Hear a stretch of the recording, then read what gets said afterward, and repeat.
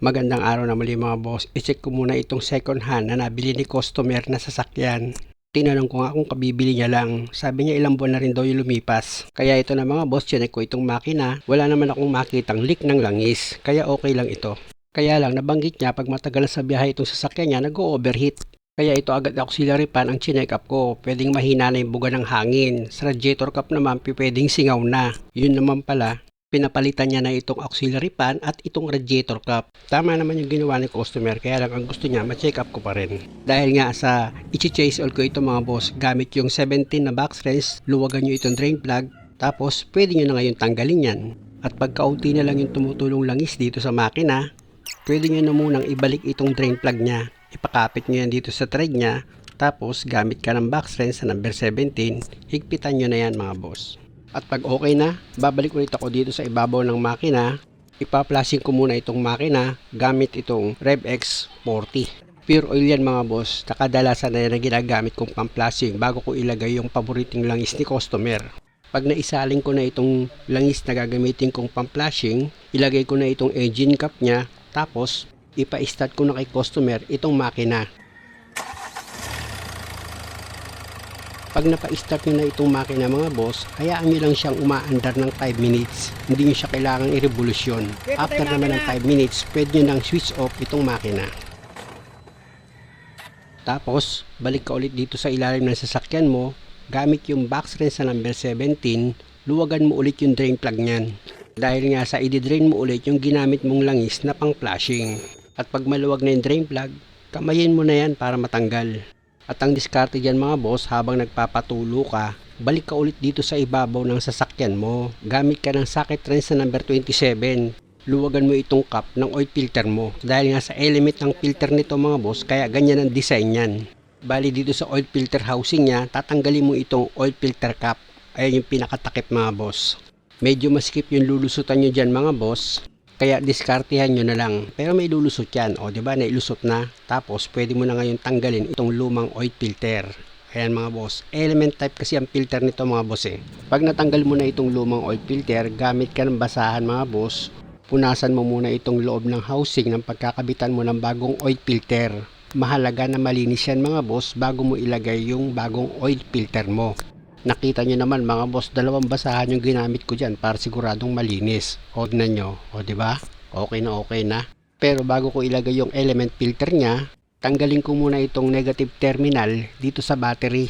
Dahil nga sa linisan ko itong mass airflow sensor nya, bubunutin ko itong socket wire nya mga boss. Tapos dito sa air filter cover nya, tanggalin nyo yung dalawang clip. Tapos gamit ka ng socket wrench sa number 10, luwagan mo itong clamp dito sa inlet hose para maihiwalay mo itong cover ng air filter housing mo. Pati itong air filter mga boss, tanggalin ko na rin yan dahil papalitan ko rin yan ng bago. At isa pang problema ni customer, meron daw maingay dito sa air filter housing niya. E paano nga naman kung makikita nyo, nakahiwalay itong hose. Yan siguro umiingay. Gagano yan. Oo, yan yung umiingay. Kaya ang gagawin ko dyan mga boss, i-fix ko muna ito. At dahil nga sa sobrang dumi nitong air filter housing niya, tatanggalin ko na yan. Sa pagtanggal naman ng air filter housing mga boss, meron ka lang naman dyan tatanggalin na 3 bolt na number 10. Gagamit ka lang naman dyan ng socket wrench sa number 10 para matanggal mo itong air filter housing mo. Tingnan nyo mga boss, di ba ang dumi? O magic, malinis na agad siya. Dahil sa malinis na yan mga boss, pag ibinalik nyo yan, siguraduhin yung maayos yung pagkakalapat niya. Para pag idinuktong nyo yung hose, hindi kayo mahirapan. Pag nailapat nyo na siya ng maayos, ilagay nyo muna itong hose na nabunot dito sa housing ng air filter. Ipasok nyo siya maigi mga boss para mag-lock siya dun sa rubber nya. Pag okay na, pwede mo na ngayon ilagay yung 3 bolt dito sa air filter housing mo. Sa paghigpit naman mga boss, wag naman sobra-sobra sa higpit kasi plastic lang yan. Pwede kasing mabiyak yan mga boss at magkaroon ka lang ng problema. Kaya dapat yung tamang higpit lang. Pag okay na, i-check mo ulit yung higpit ng mga bolt na inilagay mo para sigurado kang wala siyang vibration. Tapos i-check mo ulit itong dinuktong mo na hose dito sa air filter housing. Pag okay naman, ilagay mo na itong air filter na bago. Tapos gamit ka ng socket wrench sa number 10. Tanggalin mo yung 2 bolt dito sa mass airflow sensor housing para maihiwalay mo yan dito sa cover ng air filter mo. Kung makikita nyo mga boss, may housing itong mass airflow sensor ni customer. Kaya ang diskarte niyan, pati itong housing, lilinisan ko. Na kung makikita nyo mga boss, habang ini-sprayan ko yan, grabe yung dumi. Kaya ramdam ni customer na hindi talaga maganda yung takbo ng sasakyan niya. Unang-una nababagalan siya sa takbo na parang hindi maganda yung sunog ng diesel niya. Kaya nga lang ni-road test namin ito mga boss, naging maganda na yung takbo ng sasakyan ni customer. Actually, taga Cavite pa si customer, kaya nga tinawagan ko siya, okay na raw itong sasakyan niya. Hindi na rin daw siya umiinit. Yun nga ay dahil sa tama yung pyesa na pinalitan niya, yung auxiliary fan at yung radiator cap. Kaya naging okay na itong sasakyan niya. At dahil nga sa malinis na itong mass airflow sensor niya, ikukunik ko na ulit yan dito sa air filter cover. Ilagay nyo na yung 2 bolt niyan na number 10. Pag naipakapit nyo na yan sa thread niya, gamit ka ulit ng socket wrench na number 10, tsaka mo ngayon siya higpitan ng maayos. Pag okay na, pwede mo na ngayon ilagay yan dito sa air filter housing mo. Siguraduhin mo lang na ipasok mo sa guide ng air filter housing mo itong cover niya. Bago mo ikalawit yung 2 clip. Tapos itong inlet hose, idugtong mo na yan dito sa air filter cover mo. Pag okay na, tsaka mo yun higpitan itong clamp niya. Tapos isunod mo naman sa ilalagay itong socket wire dito sa mass airflow sensor. At dahil sa okay na ako dyan mga boss, dito naman ako sa pressure sensor niya or MAP sensor. Bunutin ko muna itong socket wire. Tapos gagamit ako dyan ng socket wrench na number 10. Tatanggalin ko yung 2 bolt na number 10 dito sa pressure sensor niya. Pag natanggal nyo na yung 2 bolt, dahan-dahan yung iangat itong pressure sensor dito sa intake manifold. Kita nyo yung pressure sensor niya mga boss, ano? Grabe yung dumi. Kaya nga isa pa sa reklamo ni customer, nababagalan siya sa takbo ng sasakyan niya. Sa totoo lang mga boss, itong intake manifold niya, EGR, throttle body, kailangan na yang linisin. Kita nyo naman dito sa itsura ng pressure sensor, di ba? Grabe na yung dumi niya. Kaya lang, hindi naman pwedeng ura-urada mga boss. Nilalaanan ng oras, araw at panggastos yan. Na yun naman ang inuunawa ko sa mga customer. For the meantime mga boss, nakikita nyo naman, linisan ko muna yan gamit itong MAP sensor cleaner. Sa paglinis yan mga boss, nakita nyo naman, spray-spray lang. At pag malinis na, pwede nyo na yung ibalik sa dati niyang posisyon. At syempre naman mga boss, pahirang ko muna na langis itong o-ring ng pressure sensor bago ko yan ilagay. Siguraduhin nyo na ilapat nyo ng maayos itong pressure sensor mga boss bago nyo ilagay yung 2 bolt niya na number 10. At kung okay naman, pwede nyo nang i-final yung higpit dito sa 2 bolt ng pressure sensor. Tsaka nyo ngayon i-connect itong socket wire niya dito sa pressure sensor. At dahil sa okay na ako dyan mga boss, balik ako dito sa cover ng oil filter. Tatanggalin ko muna itong 2 o-ring di cover ng oil filter. Yan yung maliit mga boss. Tapos ito naman yung malaking o-ring niya. Ayan, tatanggalin nyo rin yan.